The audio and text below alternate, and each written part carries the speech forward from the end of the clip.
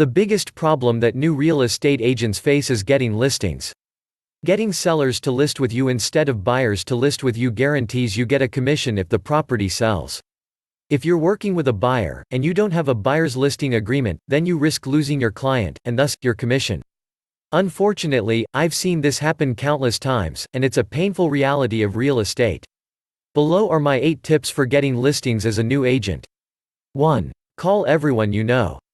Grab your phone and start going into your contacts. Call your best friends. Call that guy you just barely know. Call anyone and everyone you can, and slowly build your network, even if it means going out for coffee or drinks with people you barely know. Make sure you talk about real estate and ask where they're living, if they're planning on moving, and anything else related to real estate. Connections are key in this business because even if they don't need your help now, chances are they could use your help down the line, or they know of someone they could refer to you. Growing your list of clientele will take patience and time, but it will all be worth it once everyone starts referring their friends and friends of friends to you. It's also very important to follow up with your contacts, so create a spreadsheet on Excel, and make sure you know where you stand with each of your prospects. 2. Talk about real estate in person. Meeting in person really helps to solidify the connection you have with your clients and builds a stronger level of trust. Phone calls, emails, and text messages are great for quick conversations or updates, but if possible, always try to meet them in person, even if it means you have to take extra time out of your day. I guarantee your clients will appreciate the effort you are putting forward to build a relationship with them. If they trust you, they will be much more likely to continue working with you. 3. Contact local major developers. This is easier said than done, but you should aim to know 1 or 2 local developers in your area. In some ways, real estate is a lot like dating, and sometimes feelings can get hurt in the process. Often the developers might already be working with another agent, but if you can also form a relationship with them and they like you, they can decide to help you out if they get any new listings. Be careful though, real estate is a very territorial game, and the agent working with the contractor may badmouth you. The best way to handle that is stay courteous and polite and either speak directly with the agent or the developer and try and smooth things over. 4. Cold call and door knock.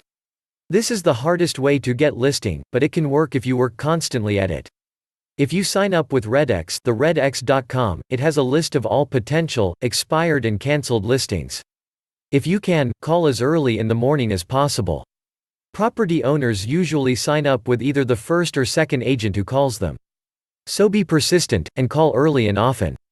When my listings would expire, I would get calls as early as 7 a.m. It's even better if you can create a face-to-face relationship as early as possible, so offer to meet them in person if you can.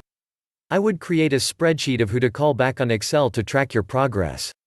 It helps make sure you're following up and closing those listing agreements. 5. Post about it on social media. Social media is an immensely powerful tool, not only for sales, but also for recognition. It may not get people jumping to list homes with you, but it will bring clients in slowly and surely. 6. Get recommendations. Work so hard that you don't have to introduce yourself. After you get a couple sales done, you'll notice that your happy clients will pass your card around to their friends, and your name will spread by word of mouth. Therefore, it is especially important to build up your network and client list so you can reach a broader scope of people. 7. Go to local real estate offices. Walk in and introduce yourself. You never know where your next real estate allies will come from. Being in real estate means breathing, living, and dreaming about real estate. Don't be shy, go up to people, introduce yourself, and pass out your card. Building relationships is the name of the game, and it's not done behind a computer screen. 8. Invest in yourself. Ads aren't a simple process. It takes a lot of impressions to create and build comfort with a brand. It's not cheap, but anything you invest in for yourself, whether it be ads, flyers, business cards, or email blasts, will eventually pay off in dividends. Just beware, it's a slow burn. Being a successful real estate agent isn't about some magical formula, it's constantly pushing and following up. It's about making things happen and serving your clients' needs. Always act with integrity, and never stopping working hard. The listings will eventually start pouring in.